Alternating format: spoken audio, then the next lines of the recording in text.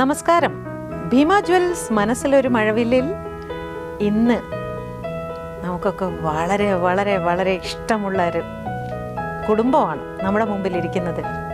നമ്മുടെയൊക്കെ പ്രിയപ്പെട്ട ഗായകനും സംഗീത സംവിധായകനും ഒക്കെയായ മലയാളികളുടെ എം ജയചന്ദ്രനും സിനിമാക്കാരുടെ കൂട്ടനും ഭാര്യയും മക്കളും പ്രിയ. നമസ്തേ. എന്തുണ്ട് വിശേഷം? എന്തെങ്കിലും സൈലന്റ് ആയിട്ടിരിക്കുന്നു? സുഖമായിരിക്കുന്നു.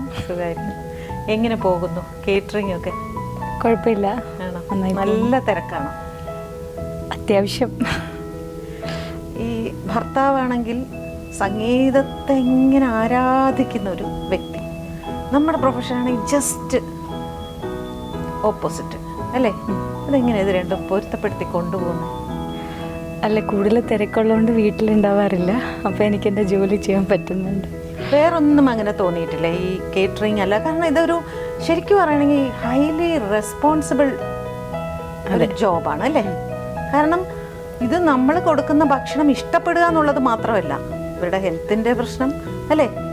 കുറേ റെസ്പോൺസിബിലിറ്റി ഉണ്ട് അല്ലേ? തീർച്ചയായിട്ടും. ഇപ്പോൾ ഒരു ഡിസൈനിങ് എന്നൊക്കെ പറഞ്ഞപ്പോൾ, ഫാഷൻ ഡിസൈനിങ് എന്നൊക്കെ പറയുമ്പോൾ എല്ലാ സ്ത്രീകളും എളുപ്പം എടുക്കുന്നു. ഒന്നെങ്കിൽ പാർലർ, അല്ലെങ്കിൽ ഫാഷൻ ഡിസൈനിങ്, മറ്റേത് മറിച്ച്. അതൊക്കെ എന്ന് പറഞ്ഞാൽ ഒന്നെങ്കിൽ വിജയിക്കും, അല്ലെങ്കിൽ പരാജയപ്പെടും, അല്ലെങ്കിൽ അങ്ങനെ ഒരു മീഡിയം ആയിട്ട് പോകും. പക്ഷെ ഇതെന്ന് പറയുമ്പോൾ ഭയങ്കര ടെൻഷൻ അല്ലേ? തീർച്ചയായിട്ടും. അമ്മ ചെയ്തുകൊണ്ടിരുന്നതാണ്. അമ്മയ്ക്ക് വയ്യാണ്ടായപ്പോഴത്തേക്കും ഞാൻ അതൊക്കെ അത് ഏറ്റെടുത്തതാണ്. പൊതുവെ കുക്കിംഗ് ഇഷ്ടമാണ്? കുക്കിംഗ് ഇഷ്ടമാണ്. ഇഷ്ടം.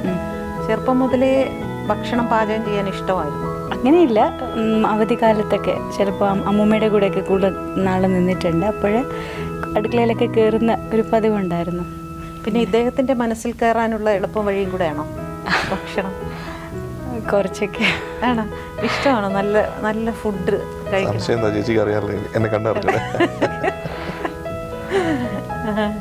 എന്താണ് ഏറ്റവും ഇഷ്ടമുള്ള ഭക്ഷണം? നോൺ വെജിറ്റേറിയൻ ആയിരുന്നു, പക്ഷെ ഇപ്പോൾ കുറച്ച് നാളായിട്ട് ചിക്കനൊക്കെ അവോയ്ഡ് ചെയ്തിട്ടുണ്ട്. ഇപ്പോൾ ഫിഷിലാണ് നിൽക്കുന്നത്. പക്ഷെ വീട്ടിലധികം സമയം ഇപ്പോൾ ഉണ്ടാവാറില്ല. കൂടുതലും ഹോട്ടലിൽ നിന്നുള്ള ഭക്ഷണമാണ് കഴിക്കുന്നത്. അതൊന്നും വലിയ പ്രശ്നമാണ് അല്ലേ? അതിന് വേറൊരു രീതി ഉണ്ടെന്ന് പറഞ്ഞു കഴിഞ്ഞാൽ, ഏറ്റവും നല്ല ഭക്ഷണം എവിടെ കിട്ടുന്നു അത് തപ്പിപ്പോവുക, അത് കണ്ടുപിടിക്കുക. തീർച്ചയായിട്ടും അതിനാണ് ഏറ്റവും കൂടുതൽ സമയം കണ്ടെത്തുന്നത്. സംഗീതം കഴിഞ്ഞാൽ ഏറ്റവും അധികം സമയം സ്പെൻഡ് ചെയ്യുന്നത് അതിപ്പോഴും എനിക്ക് ഓർമ്മയുണ്ട്. കാരണം ഫിലിം ഫെയർ അവാർഡിന് ആദ്യമായിട്ട് ഹൈദരാബാദിൽ പോയപ്പോൾ ബിരിയാണി കഴിക്കണം. ഹൈദരാബാദി ബിരിയാണി ഭയങ്കര പേര് കേട്ടതാണ്. അപ്പോൾ ഒരു ടാക്സിയിൽ കയറി. പുള്ളിക്കാരൻ പറഞ്ഞു ഇപ്പോൾ കൊണ്ടുപോകാൻ. ഞാനിങ്ങനെ പോവാണ്. 1.5 മണിക്കൂർ. ആ ഒരു ബെസ്റ്റ് ഒരു ഹോട്ടലിൽ പോകാനായിട്ട് 1.5 മണിക്കൂർ എടുത്തത്. പക്ഷെ ബിരിയാണിക്ക് വേണ്ടി 1.5 മണിക്കൂർ അങ്ങോട്ട്, അവിടെ കഴിക്കാൻ ഒരു 1.5 മണിക്കൂർ, പിന്നെ 1.5 മണിക്കൂർ തിരിച്ച്. അപ്പോൾ ഇത്രയും സമയം ബിരിയാണിക്ക് വേണ്ടി സ്പെൻഡ് ചെയ്ത ഒരാളാണ് ഞാൻ. എന്നിട്ട് അവസാനം ആ പ്രതീക്ഷിച്ച അത്രയും റിസൾട്ട് കിട്ടിയോ? ഞാനിനി ബിരിയാണിയെ കുറിച്ചൊരു ബുക്ക് എഴുതിയാലോ തോന്നിയോ?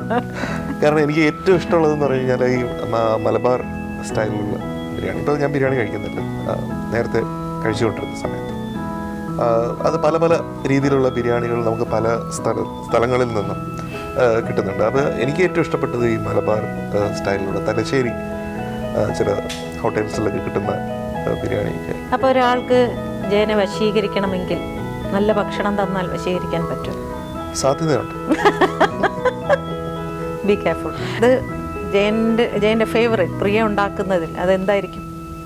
അല്ല, പ്രിയയുടെ ഒരു വളരെ വലിയ പ്രത്യേകത എൻ്റെ അമ്മയ്ക്കുണ്ടായിരുന്ന പ്രത്യേകതയാണ്. അതായത് ചെയ്യുന്ന എന്ത് കാര്യത്തിലും അതിൽ ആ ഒരു സ്നേഹം ഉണ്ടാവും എന്നുള്ളത്.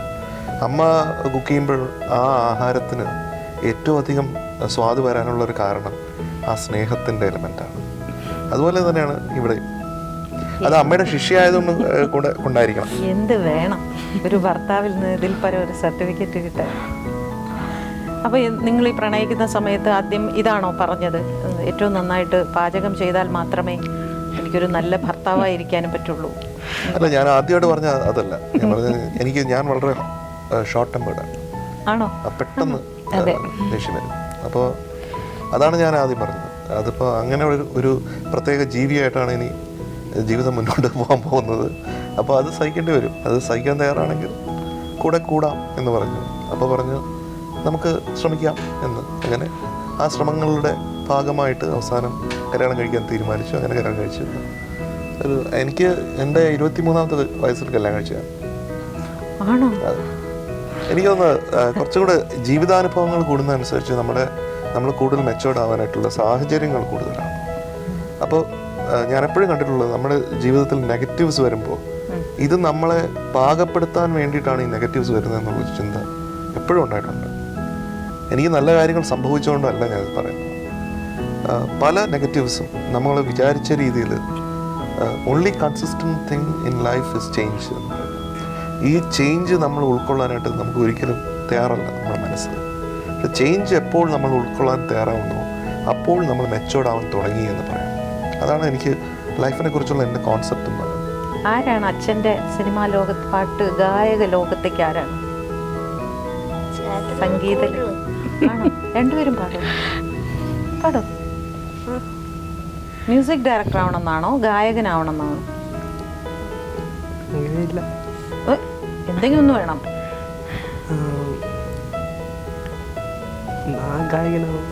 എന്നാ ഗായകനാവാം. ഇപ്പൊ പാടൂ. ഞാൻ പാടിക്കേ. Yesterday, all my troubles seem so far away. Now it seems as though they're here to stay. Oh, I believe in yesterday. Love was such an easy game to play. Now I need a place to hide away. Oh, yesterday came suddenly. Why she had to go, I don't know. She wouldn't say. I said something wrong. Now I long for yesterday. നന്നായിട്ട് പാടിയോ ചേട്ടൻ? നന്നായിട്ട് പാടിയോ? പക്ഷെ നീ നേരത്തെ അങ്ങനെയല്ലല്ലോ എന്നോട് action കാണിച്ചത്. ഞാൻ ചോദിച്ചു കൊള്ളാമോ? നമ്മളെ ഇടുക്കി ഇത് കളയാട്ടോ.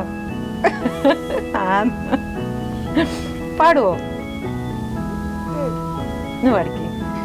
കാറ്റേ കാറ്റേ നീ പൂക്കാമരത്തിൽ പാട്ടും മൂളി വന്നു, പാട്ടും മൂളി വന്നു. ഞാലിപ്പൂക്കതളി വാഴപ്പൂക്കളിലാകെ തേൻ നിറഞ്ഞു, ആകെ തേൻ നിറഞ്ഞു. ഇപ്പൊ കരയുന്നു. കുറച്ച് മടിയാണ് പാടാൻ. പിന്നെ കുഴപ്പമില്ല, നന്നായിട്ട് പാടിയല്ലോ. പാട്ട് പഠിക്കുന്നുണ്ടോ അവര്? കുറച്ച് നാൾ പഠിച്ചിരുന്നു, ഇപ്പൊ പഠിക്കുന്നില്ല. ഇനി റീസ്റ്റാർട്ട് ചെയ്യണം. അച്ഛൻ്റെ ഏറ്റവും ഇഷ്ടമുള്ള പാട്ട് ഏതാ? ഈ ഇടയ്ക്ക് ഇഷ്ടപ്പെട്ട ഇതാണ് കാറ്റേ കാറ്റ്. ഏറ്റവും ഇഷ്ടമുള്ള മ്യൂസിക് ഡയറക്ടർ ആരാ? അച്ഛൻ. ആണോ? ഞാൻ കുറേ കാലങ്ങളായിട്ട് ചോദിക്കണം എന്ന് വിചാരിച്ചൊരു ചോദ്യം. അത് എം ജയചന്ദ്രൻ എന്ന് പറയുന്ന വ്യക്തിയാകാം, അല്ലെങ്കിൽ മറ്റ് മ്യൂസിക് ഡയറക്ടേഴ്സ് ആവാം. പുറത്ത് നിന്നാണ് ഏറ്റവും കൂടുതൽ പാട്ടുകാരെ കൊണ്ടുവരുന്നത് എന്നുള്ള ഒരു പരാതി ഞാൻ കേട്ടിട്ടുണ്ട്. പക്ഷെ അതേസമയം ഏറ്റവും കൂടുതൽ പുതിയ പാട്ടുകാരെ പരിചയപ്പെടുത്തിയിട്ടുള്ള ആളും ജയചന്ദ്രൻ തന്നെയാണ്, അല്ലേ? എന്താണ് അങ്ങനെ ഈ ഭാഷ അറിയാത്തവരെ ഇങ്ങനെ കൊണ്ടുവരുന്നതിൽ ഉള്ളൊരു തൃപ്തി എന്താണ്? ഇതിപ്പോൾ ഞാൻ തുടങ്ങി വെച്ച ഒരു കാര്യമല്ല. പഴയ കാലത്ത് നമ്മുടെ മാസ്റ്റേഴ്സായിട്ടുള്ള ദേവരാജൻ മാസ്റ്ററും ദക്ഷിണാമൂർത്തി സ്വാമിയും ബാബുരാജ് മാസ്റ്ററും രാഘവൻ മാസ്റ്ററും ഒക്കെ പാടിപ്പിച്ചത്. ജാനകിയമ്മ മലയാളിയല്ല, സുശീലാമ്മ മലയാളിയല്ല, മാധുര്യമ്മ മലയാളിയല്ല, ബി വസന്താമ്മ മലയാളിയല്ല, വാണി ജയറാം മലയാളിയല്ല. അവരെയൊന്നും നമ്മളല്ല പരിചയപ്പെടുത്തിയത്, അല്ലേ? അതെ. സംഗീതം എന്ന് പറയുന്നത് യൂണിവേഴ്സൽ ലാംഗ്വേജാണ്. അത് ആ ഭാഷ എന്ന് പറയുന്നത് അതിന് ജാതിയില്ല, മതമില്ല, ഏതെങ്കിലും ജോഗ്രഫിക്കൽ ഏരിയ ഇല്ല, ഒന്നുമില്ല. ഈശ്വരൻ്റെ സ്പർശം സംഗീതത്തിലൂടെ ഒരാൾക്ക് കിട്ടിയിട്ടുണ്ടോ അത് മാത്രമേ ഉള്ളൂ. അതുണ്ടെങ്കിൽ അവരുടെ എല്ലാവരുടെയും രക്തത്തിൻ്റെ നിറം ചുവപ്പ് തന്നെയാണ്. അതാണ് എൻ്റെ വിശ്വാസം. ശ്രേയ ഘോഷൽ എന്നുള്ളത്, ഞാനിപ്പോൾ ലതാ മങ്കേഷ്കർ, ആശാ ഭോൺസ്ലെ, അത് കഴിഞ്ഞിട്ട് ഞാൻ പറഞ്ഞ ജാനകി അമ്മ, സുശീല അമ്മ, വാണി ജയറാം, ചിത്ര ചേച്ചി, സുജാത ചേച്ചി, ഇത്രയും ലെജൻസ് കഴിഞ്ഞാൽ ഇനി ഇവരുടെ ഒരു തലത്തിലേക്ക് ഇനി അടുത്ത കാലത്ത് ഉയർന്നു വരാൻ സാധ്യതയുള്ള ഒരു ടാലൻ്റ് ആയിട്ടാണ് ഞാൻ ശ്രേയ ഘോഷലിനെ കാണുന്നത്. ഇന്നത്തെ ഗായകരെ, മെയിൽ ഓർ ഫീമെയിൽ, അവർക്ക് ഗുണമാണോ ദോഷമാണോ വിഷ്വൽ മീഡിയ? കുറച്ച് കൂടുതൽ അവർ മീഡിയോക്രിറ്റി പ്രൊജക്റ്റ് ചെയ്യപ്പെടുന്നു. അതൊരു സത്യമാണ്. ഒരുപാട് പേര്, നമ്മൾ എവിടെ പോയാലും നമുക്കിപ്പോൾ ഗായകരെ കാണാം അല്ലേ? പണ്ട് അച്ഛൻ പറയും വൈകുന്നേരം ആകുമ്പോഴത്തേക്കും സന്ധ്യാനാമജപം എന്തെങ്കിലും ചെയ്യൂ എന്ന് പറയുന്നത് ഈ സമയത്ത് ആ സമയത്ത് പാട്ട് പ്രാക്ടീസ് ചെയ്യുക, അടുത്ത റിയാലിറ്റി ഷോയിൽ പോകണ്ടേ എന്നായിരിക്കാം ഒരു പക്ഷേ ഇന്നത്തെ ഒരു കാഴ്ചപ്പാടെന്നുള്ളത്. അപ്പോൾ ഈ റിയാലിറ്റി ഷോ ശരിക്കും റിയാലിറ്റി അല്ല. അതിനും അപ്പുറമായിട്ട് പ്ലേ ബാക്ക് സിംഗിങ്ങിന് ചില ക്വാളിറ്റീസ് വേണം. അതിൽ ഏറ്റവും ഇമ്പോർട്ടൻ്റ് ആയിട്ടുള്ള കാര്യം സംഗീത പഠനം തന്നെയാണ്. നമ്മൾ ഗായകരെ നമ്മൾ എടുത്തു നോക്കിക്കഴിഞ്ഞാൽ ഞാൻ പലരോടും ചോദിക്കാറുണ്ട്, കഴിഞ്ഞ 10 വർഷത്തിൽ എത്ര ഇമ്പ്രൂവ് ചെയ്യാൻ പറ്റി? ഒരു ചോദ്യം. ആർക്കെങ്കിലും വളരെ സ്റ്റേണായിട്ട് നിന്നിട്ട് ഞാൻ ഇത്ര ഇമ്പ്രൂവ് ചെയ്തിട്ടുണ്ടെന്ന് പറയാൻ പറ്റുമോ? പാട്ട് പാടും ഓഫ് കോഴ്സ്. പക്ഷേ അതിനേക്കാൾ കൂടുതൽ ഏറ്റവും അധികം ഞാൻ പ്രണയിക്കാനുള്ള ഒരു കാരണം എന്ന് പറയുന്നത് ഒരു അസാധ്യ ഡാൻസർ ആയിരുന്നു. ഡാൻസ് കണ്ടിട്ടാണോ ഇഷ്ടപ്പെട്ടത്? അല്ല, അങ്ങനെയല്ല. Classical dance. Classical university prize ഒക്കെ കിട്ടിയിട്ടുണ്ട്. She was a very very good dancer. എൻ്റെ കൂടെ കൂടിയ പിന്നെയാണ് അതൊക്കെ പോയത്. ഒരു മെയിൽ ഷോവനിസത്തിൻ്റെ സ്വയം വലിയ ഗമയില് പറഞ്ഞത്. അല്ല, അപ്പോൾ അതിൻ്റെ വേറൊരു കാര്യം എന്ന് പറഞ്ഞാൽ രണ്ടുപേരും ബിസിയാണെങ്കിൽ നമ്മുടെ കുഞ്ഞുങ്ങളുടെ കാര്യത്തിനെ സംബന്ധിച്ചിടത്തോളം, അവരുടെ മുന്നോട്ടുള്ള പോക്കിനെ സംബന്ധിച്ചിടത്തോളം, ഞാൻ അങ്ങനെ ഒരു ആസ്പെക്റ്റിൽ പറയല്ല, ഞാനൊരു പുരുഷ മേധാവിത്വത്തിൻ്റെ ഇത് ലക്ഷണമായിട്ടൊന്നും പറയല്ല. നമുക്ക് ഇതിപ്പോൾ നമ്മൾ കുറച്ചും കൂടെ വളരെ, പക്ഷേ എപ്പോഴും ഞാൻ പറയാറുണ്ട് ഇനിയും കൂടുതൽ അത് കളിക്കണം എന്നപ്പോൾ പിന്നെ തോന്നിയിട്ടില്ലേ ഡാൻസ് ചെയ്യണം? ഇല്ല, കുറച്ച് നാൾ കല്യാണം കഴിഞ്ഞ സമയത്ത് തോന്നി. കുറച്ച് നാളൊക്കെ ചെയ്തിരുന്നു. പഠിക്കാൻ ക്ലാസ്സിനൊക്കെ പോയിരുന്നു. അമ്മയ്ക്ക് അച്ഛൻ ആക്ച്വലി എന്താക്കണം എന്നായിരുന്നു? എൻ്റെ ഫാമിലി എന്ന് പറയുന്നത് ഒരു എഞ്ചിനീയേഴ്സ് ഫാമിലിയാണ്. അതാണ്, ഞാനത് കേട്ടിട്ടുണ്ട്. വീട്ടിൽ എഞ്ചിനീയർമാരുടെ ബഹളം വന്നത് അല്ലേ? അതെ. അപ്പോൾ എപ്പോഴും കൊച്ചിലെ മുതൽ, മാത്രമല്ല എൻ്റെ അച്ഛനൊരു ഔട്ട്സ്റ്റാൻഡിങ് ആയിട്ടുള്ള ഒരു ടീച്ചറും ഒരു എഞ്ചിനീയറും ഒക്കെയാണ്. ഇലക്ട്രിക്കൽ എഞ്ചിനീയറിംഗ് TKM കോളേജിൽ അദ്ദേഹം പഠിപ്പിച്ചിരുന്നു, പ്രൊഫസറായിരുന്നു. അതുപോലെ കേരള സ്റ്റേറ്റ് ഇലക്ട്രിസിറ്റി ബോർഡിൽ വർക്ക് ചെയ്തു. അതിന് മുമ്പേ KEL എന്ന് പറഞ്ഞ സ്ഥാപനത്തിൽ. അപ്പോൾ നമ്മുടെ കേരളത്തിൽ ആദ്യമായിട്ട് ഒരു ട്രാൻസ്ഫോമർ ഡിസൈൻ ചെയ്തത് അച്ഛനാണ്. അപ്പോൾ അത്തരത്തിൽ ഒരു സയൻറ്റിസ്റ്റിൻ്റെ മൈൻഡോടുകൂടി എൻജിനീയറിങ്ങിനെ കണ്ടിരുന്ന ഒരാളാണ്. അപ്പോൾ നമ്മളൊക്കെ ആ രീതിയിൽ തന്നെയാണ് ഈ ഇലക്ട്രിക്കൽ എൻജിനീയറിങ്ങുമായിട്ട് മുന്നോട്ട് പോകും എന്നുള്ളത് തന്നെയാണ് കൊച്ചിലെ മുതലുള്ള നമ്മുടെ. പക്ഷേ എനിക്കിങ്ങനെ മ്യൂസിക്കിനോടുള്ള പാഷൻ അച്ഛൻ തന്നെയാണ് സംഗീതത്തിലും കൊണ്ടുവന്നത്. പക്ഷെ അച്ഛന് സിനിമയിൽ വരണം എന്നുള്ളതല്ല ആഗ്രഹം. അച്ഛന് ഞാനൊരു കർണാട്ടിക് ക്ലാസിക്കൽ മ്യൂസീഷ്യൻ ആവണമെന്നായിരുന്നു അച്ഛൻ്റെ ആഗ്രഹം. അച്ഛൻ പലപ്പോഴും പറയാറുണ്ട്, ചില ഇൻ്റർവ്യൂസിലൊക്കെ അച്ഛൻ പറഞ്ഞു കഴിഞ്ഞാൽ ഇവനെ ഇങ്ങനെ കാത്തു വെച്ച് ക്ലാസിക്കൽ മ്യൂസിക്കിൽ നിന്ന് ഇങ്ങനെ കാത്തു വെച്ച ഒരാളാണ്, പക്ഷെ എങ്ങനെയോ ഇവൻ സ്ലിപ്പായി പോയി എന്ന് പറഞ്ഞു. അപ്പോൾ അങ്ങനെ സ്ലിപ്പായി സിനിമയിൽ വന്ന ദേവരാജൻ മാഷിൻ്റെ കൂടെ കുറേ കാലം ഉണ്ടായിരുന്നു അല്ലേ? സാറിൻ്റെ കൂടെ വർക്ക് ചെയ്യുന്ന സമയത്ത്, സാറിൻ്റെ കൂടെ വർക്ക് ചെയ്യാന്ന് പറയുന്നത് അത്ര നിസ്സാര കാര്യമില്ല. ദേവരാജൻ മാസ്റ്ററെ സംബന്ധിച്ചിടത്തോളം ഞാൻ ഇന്ന് ഒരു സംഗീത സംവിധായകനാണെന്ന് പറയാൻ എന്തെങ്കിലും ഒരു അർഹത എനിക്കുണ്ടെങ്കിൽ അതിന് കാരണം ദേവരാജൻ മാസ്റ്ററാണ്. കാരണം ദേവരാജൻ മാസ്റ്ററാണ് എനിക്ക് മനസ്സിലാക്കി തന്നത് സംഗീതത്തിൻ്റെ വാല്യൂ എന്താണ്. ആദ്യമൊക്കെ ഞാൻ മാഷിനെ കാണുമ്പോൾ മാഷ് ഇങ്ങനെ മൈൻഡ് ചെയ്യാതെ അങ്ങ് തിരിഞ്ഞു നടക്കും. മാഷ് ഉറക്കമായിരിക്കും. 5-6 മണിക്കൂർ ഞാൻ നിന്നിട്ടുണ്ട് മാഷൊന്ന് എഴുന്നേൽക്കാൻ കാത്തുകൊണ്ട്. അങ്ങനെ മാഷ് എണീക്കും, പിന്നെ ഇങ്ങനെ നോക്കും, പിന്നെയും തിരിഞ്ഞു നടക്കും, പിന്നെ 2-3 അങ്ങനെ 7-8 മണിക്കൂറും 9 മണിക്കൂറൊക്കെ ഞാൻ നിന്നിട്ടുണ്ട് മാഷിനെ കാണാനായിട്ട്. അങ്ങനെ ഇരിക്കുമ്പോൾ ഒരു ദിവസം മാഷ് എന്നെ ഗൗനിച്ചു. എന്താ? ഞാൻ പറഞ്ഞു, എനിക്ക് ഇങ്ങനെ പാട്ട് പാടാനും സംഗീത സംവിധാനവും ഒക്കെ ഇഷ്ടമുണ്ട്. അങ്ങനെയാണ് മാഷുമായിട്ടുള്ള ബന്ധം തുടങ്ങിയത്. അപ്പോൾ മാഷിൻ്റെ ഒരു തിയറി എന്ന് പറയുന്നത്, എപ്പോഴാണ് ഒരാൾ സ്റ്റുഡൻറ്റ് എന്ന് ഒരാളെ ഡിഫൈൻ ചെയ്യാൻ പറ്റുന്നത്? അയാൾക്ക് ഒന്നും അറിയില്ല എന്ന് ഉള്ള അറിവ് അയാൾക്കുണ്ടാവുമ്പോൾ അയാൾ സ്റ്റുഡൻ്റ് ആവും. അപ്പോൾ സീറോയിൽ നിന്ന് തുടങ്ങണം. അപ്പോൾ ആദ്യം ഈ ഈഗോ എല്ലാം, നമ്മുടെ ഉള്ളിൽ എന്തെങ്കിലും അറിവുണ്ടെന്നുള്ള തോന്നലുണ്ടെങ്കിൽ അതിനെയൊക്കെ തച്ചുടച്ച് ഈ കാത്തു നിൽക്കുമ്പോൾ മുഴുവനും പരീക്ഷണമാണ്. എത്രമാത്രം ക്ഷമയുണ്ടെന്ന് നമുക്ക് നോക്കാം. ഇത് നമുക്ക് റിയൽ പാഷൻ ഉണ്ടെങ്കിൽ നമ്മൾ ചിലപ്പോൾ മരണം വരെ അവിടെ തന്നെ കാത്തു നിന്നെന്ന് വരാം, അല്ലേ? ഇപ്പോൾ അതുപോലെ ആൾക്കാരെ കാണാറുണ്ടോ? അത്രയും ക്ഷമയോടുകൂടെ, ഡെഡിക്കേഷനോടുകൂടെ ആരെങ്കിലും വന്ന് നമ്മുടെ കീഴിൽ അങ്ങനെ ആരെങ്കിലും ഉണ്ടോ? തോന്നിയിട്ടില്ല. ഇപ്പം ഞങ്ങളുടെ ഡബ്ബിംഗ് ലോകത്ത് എന്തോ ഒരു ചെറിയ ഇഷ്യൂ വന്നപ്പോൾ അതിനെക്കുറിച്ച് ഞാനിങ്ങനെ റെക്കോർഡിസ്റ്റുമായിട്ട് സംസാരിച്ചപ്പോൾ ഞാൻ ചോദിച്ചു, 50 പേര് സ്ക്രീനിലുണ്ട്, 50 പേർക്ക് വേണ്ടി ശബ്ദം കൊടുക്കാൻ 50 പേര് തന്നെ വേണം. പക്ഷേ നിങ്ങൾ 5 പേരെ വെച്ചിട്ട് ഇത് മൾട്ടിപ്പിൾ ചെയ്യാണ് നിങ്ങൾ ചെയ്യുന്നത്. അപ്പോൾ അവർ പറഞ്ഞു, ഇത് തന്നെയല്ലേ മ്യൂസിക് ഫീൽഡിൽ നടക്കുന്നത്? 50 വയലിൻ ആവശ്യമുള്ള സ്ഥലത്ത് നമ്മൾ 5 വയലിൻ വെച്ചല്ലേ നമ്മളിത് ചെയ്യുന്നത്, ആണോ? എന്നെ സംബന്ധിച്ചിടത്തോളം ഞാനെപ്പോഴും അക്കൗസ്റ്റിക് ഇൻസ്ട്രുമെൻസിന് ഒരു വാല്യൂ എൻ്റെ സംഗീതത്തിനുണ്ട്.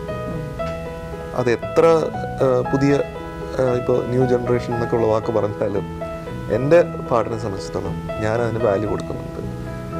എനിക്ക് ഇത് ഈ പാട്ടിലൊരു സ്ട്രിങ് ഓർക്കസ്ട്ര വേണം എന്ന് പറഞ്ഞാൽ സ്ട്രിങ് ഓർക്കസ്ട്ര തന്നെ ഞാൻ വിളിക്കും.